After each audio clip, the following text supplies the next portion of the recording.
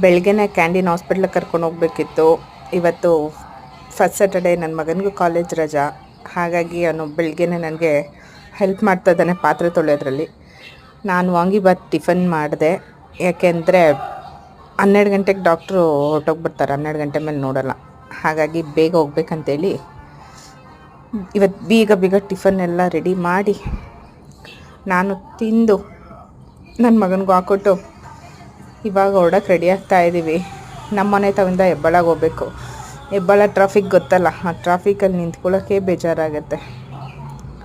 So ಎಲ್ಲರೂ urgent ಕೆಲಸಗಳಿದ್ದಾಗ ಮನೇಲಿರೋರು ಒಬ್ರಿಗೊಬ್ರು help ಮಾಡಿದ್ರೆ ಕೆಲಸ ಬೇಗ ಆಗುತ್ತೆ. ಬೇರೆ ಟೈಮಲ್ಲಿ ಒಂಥರ ಅರ್ಜೆನ್ಸಿ ಇದ್ದಾಗ ಹೆಲ್ಪ್ ಮಾಡಬೇಕು. ಗಂಡ ಆಗಲಿ ಮಕ್ಕಳಾಗಲಿ ಯಾರೇ ಆದರೂ ಒಬ್ರಿಗೊಬ್ರು ಸಹಾಯ ಮಾಡಿದ್ರೆ ಕೆಲಸಗಳು ಬೇಗ ಆಗುತ್ತೆ, ಜಗಳಗಳಿರೋದಿಲ್ಲ. ಓಕೆ, ಇವತ್ತು ಹೋಗಿ ಕ್ಯಾಂಡಿಗೆ ಮತ್ತೆ ಇಂಜೆಕ್ಷನ್ ಹಾಕ್ಸ್ಕೊಂಡು ತೋರಿಸ್ಕೊಂಡು ಮತ್ತೆ ಮನೆಗೆ ಬರಬೇಕು. ಬಾಯ್, ಟೇಕ್ ಕೇರ್.